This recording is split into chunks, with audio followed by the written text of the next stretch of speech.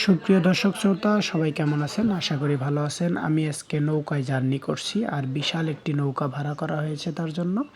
সুদূর বাহাদুরাবাদ ঘাট থেকে জামালপুর জেলার বাহাদুরাবাদ ঘাট থেকে আমি এই নৌকাটি নিয়ে বালাসীঘাট পর্যন্ত যাব। আপনারা দেখতে পাচ্ছেন নৌকাতে আমি এবং দুজন মাঝি ছাড়া আর কেউ নেই। আমরা এই তিনজনই একটি ট্রলার নিয়ে বাহাদুরাবাদ ঘাট থেকে চলে যাব। আপনারা দেখতে পাচ্ছেন বাহাদুরাবাদের ঘাটের এই অবস্থা এখন। তো আপনারা যখন নৌকাটা নিয়ে ছাড়ি তখন সময় বাজে বিকাল ৩টা ১৫ মিনিট। আমরা ৩টা ১৫ মিনিটে নৌকাটা ছাড়ি এবং দেখি কয়টা পর্যন্ত আমরা যেতে পারি। তো রাস্তার মধ্যে আমরা যখন দেখলাম তখন দেখি বাচ্চাগুলো কম পানিতে গোসল করতেছে, খেলাধুলা করতেছে, তারা অনেক মজা করতেছে। আমরা যখন তার সামন দিয়ে যাই তারা আমাদেরকে সামনের থেকে দেখার চেষ্টা করে এবং আমাদেরকে হাত নাড়িয়ে শুভেচ্ছা জানায়। তো আমরা এখন নদীর ভিতর দিয়ে যাচ্ছি। আপনারা দেখতে পাচ্ছেন নদীর মাঝখান দিয়ে ছোট ছোট নৌকাগুলো যাচ্ছে। এগুলো জেলের নৌকা, এরা মাছ ধরে নদী দিয়ে।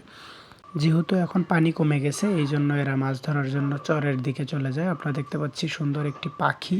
এই পাখিটার নাম কি আমি জানি না, তবে ছোট একটা চর ভেসে উঠেছে এই চরের ভিতরে। তো হঠাৎ করে আমাদের ট্রলারটা নষ্ট হয়ে যায়। ট্রলারটা সামনের দিকে আর যাচ্ছিল না। তার পিছনে কারণ ছিল এই ফ্যানটা লুজ হয়ে গেছে। আমাদের রোলারটা ঠিকই ঘোরে কিন্তু ফ্যানটা ঘোরে না, ফাঁথা।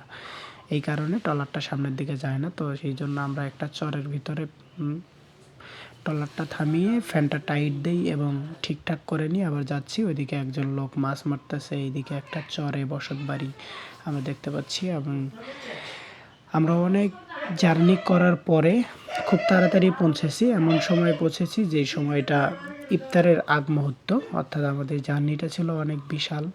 শুধু কাটছাট করে ভিডিওটি আপলোড করা হচ্ছে। তো আমরা যখন বালাসীঘাটে অবস্থান করি তখন দেখি ইফতার করার জন্য অনেক লোক চরের ভিতরের দিকে যাচ্ছে। এনারা এই সময়টা অনেকেই ইফতার পার্টি করার জন্য চরের ভিতরে চলে আসে, নৌকায় চলে আসে।